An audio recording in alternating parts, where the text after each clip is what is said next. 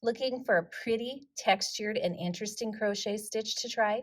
If that sounds like what you're looking for, why not try the gravel stitch and crochet? It's easier than you think. If you're ready to learn, I'm Rachel from Hope Corner Farm, and by day I'm a home ec teacher who teaches hundreds of students how to crochet. And let's grab a hook and some yarn and we'll get crocheting.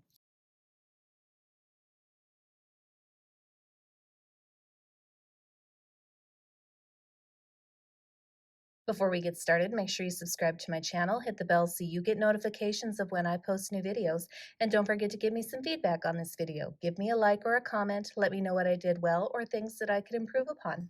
For the gravel stitch, you're going to have to know how to complete a few different crochet stitches. Now I am going to show you how to crochet these stitches in this tutorial, but if I go too fast or you need slower, more detailed tutorials that focus solely on these stitches, I will include links in the description below for videos for each of these stitches. First off, you're going to have to know how to chain stitch. You're going to have to know how to single crochet stitch. You're going to have to know how to front loop single crochet stitch, and you're going to have to know how to puff stitch.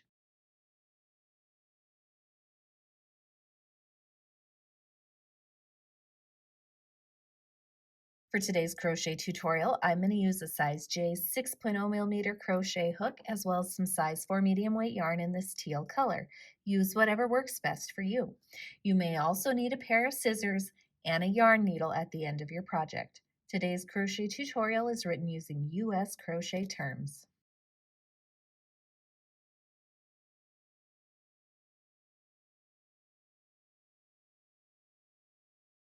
For the gravel stitch, you are going to start by chaining an even number. Any even number will do, so I'm going to chain 14 for this tutorial.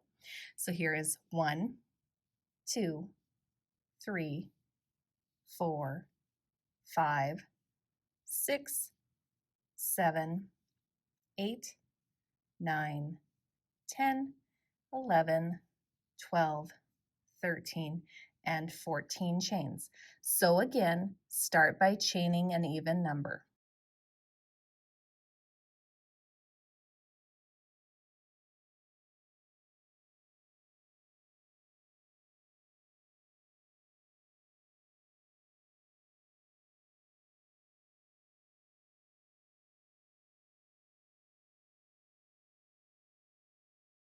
For row 1, we're going to start by working into the second chain from the crochet hook. Now I personally am going to work into the back bump of the chain because I like how it looks better, but you can work into the chain however you normally do. There is no right or wrong way for this stitch. Into that second chain from the crochet hook, I'm going to place a single crochet stitch. I am going to work one single crochet stitch in each of the chains across. So row 1 is going to be all single crochet stitches. Now if you don't remember how to single crochet without yarning over, we insert into the chain, yarn over, pull through the chain. Now you have 2 loops on your hook, yarn over, pull through both loops to complete a single crochet stitch. You could also start this stitch with a foundation single crochet stitch. Now that foundation single crochet stitch would take the place of the chain start, and it would also take the place of row 1. So you would skip over this row. If you choose to start with a foundation single crochet stitch, you're going to need to start foundation single crocheting an odd number because we do lose one stitch by working into the second chain from the crochet hook. So by the end of this row, my stitch count is now an odd number. I've reduced it by 1. So for my tutorial, my stitch count is now 13.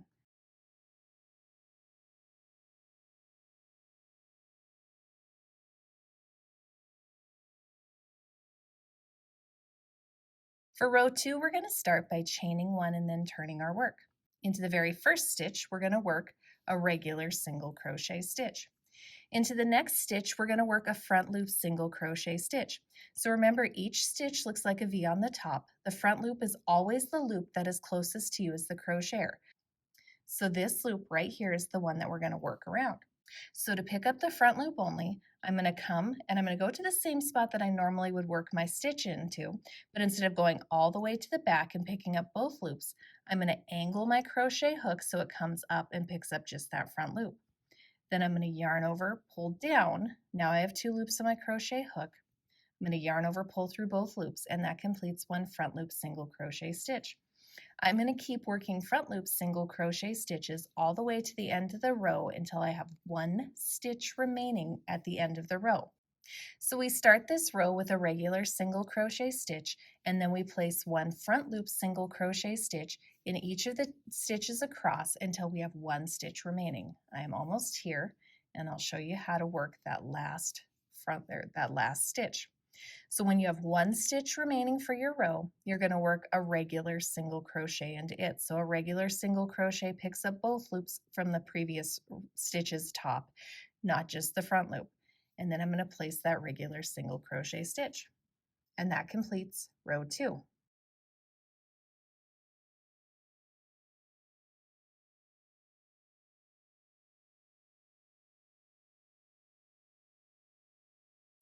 For row 3, we're going to start by chaining 1 and turning our work.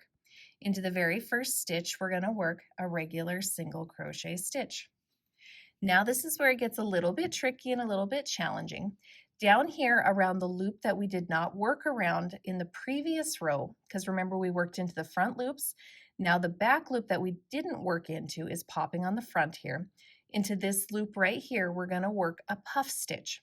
So to do that, we're going to yarn over, come all the way down here, and insert our hooks so that we're just picking up that loop right there. Again, that's the unused loop from the previous row. We're going to yarn over, pull through. Now I have 3 loops on my crochet hook. I'm going to yarn over again, come and go around just that loop as well, same space that I worked into. Yarn over, pull through that loop. Now I have 5 loops on my crochet hook. I'm going to yarn over, pull through all 5 loops to complete a puff stitch around that unused loop. Now we're going to get into the repeat for our row, and the repeat for our row is worked across 2 stitches. So we're going to single crochet into this stitch right here, and then we're going to place a puff stitch down here around this unused loop from the previous row. So we're going to skip over this unused loop, and this is the unused loop that we're going to puff stitch around. So we don't puff stitch around each of those unused loops there. We just every other one place a puff stitch. So let me show you what this repeat looks like. I'm going to single crochet up here in this stitch, and then I'm going to come down here and around this unused loop, I'm going to work a puff stitch. And just the same way that I did, once I have 5 loops on my crochet hook, I'm going to yarn over, pull through all 5 loops. Then I'm going to come over here and I'm going to single crochet. And then I'm going to come down to this unused loop and I'm going to work a puff stitch. So yarn over, insert, picking up just that loop, yarn over, pull through, yarn over, go into that same space, yarn over, pull through. Now I have 5 loops in my hook, yarn over, pull through all 5 loops, and then single crochet. Again, puff stitch down here around this unused loop. Yarn over, pull through, yarn over, insert, yarn over, pull through, yarn over, pull through all 5 loops, and then single crochet in the next. Again, puff stitch down here around this unused loop.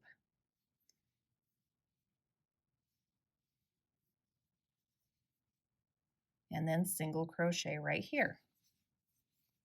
Now I have one more.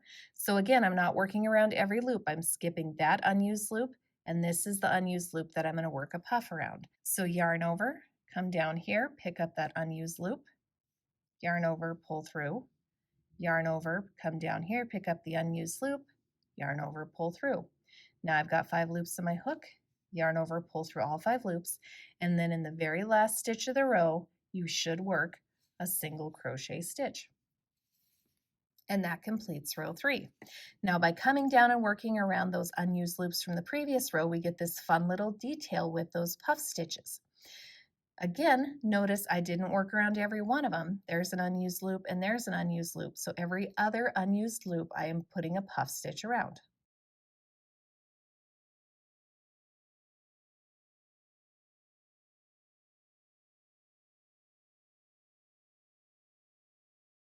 For row 4, I'm going to start by chaining 1 and then turning my work.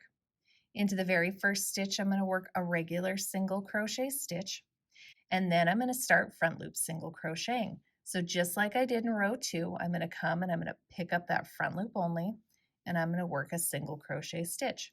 and I'm going to place front loop single crochet stitches in each of these stitches across until I have one stitch remaining. So front loop single crochet, come and pick up just that front loop, work a single crochet, and yet again front loop single crochet. So I'm going to keep working these front loop single crochet stitches all the way to the end of the row until I have one stitch remaining for this row.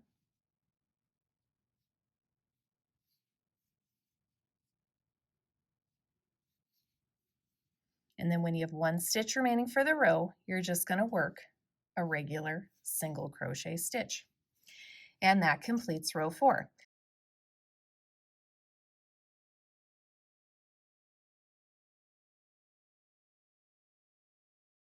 For the remainder of this crochet stitch, you're simply going to keep alternating row 3 and row 4. So row 3 is the puff row 4 is the front loop single crochet row.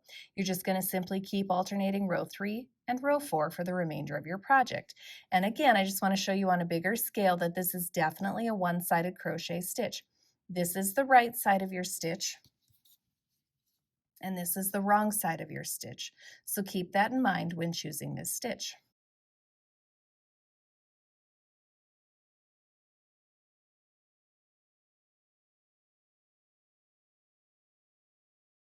As far as the finishing row goes, what I would do is in place of a row 4, which is the front loop single crochet rows, when you are ready to finish, get to a place where you're ready for a row 4, and then this is how I would finish it. I would start by chaining 1 and then turning my work, and then I would just place one regular single crochet stitch in each of the stitches across. So instead of working front loop single crochets, you're going to work regular single crochets where you're picking up the tops of those stitches. So a finishing row would just be a regular row of single crochet stitches. That's going to help the top edge of your project look a lot more like your bottom edge of your project. So just kind of keep that in mind. So I'll hurry to the end and I'll show you what this looks like. And here's our last stitch. And that completes the finishing row. Now, right now the back side is facing us, but if you turn it this way, you can see what it looks like when you run that row of single crochets across the top. It more closely matches the bottom. And that's how to crochet the gravel stitch. I hope you guys found this tutorial helpful. Don't forget to subscribe to my channel, hit the bell so you get notifications of when I post new videos. And if you're looking for another fun crochet stitch to try, you could check out my lotus stitch tutorial right here. And I hope you have a wonderful day.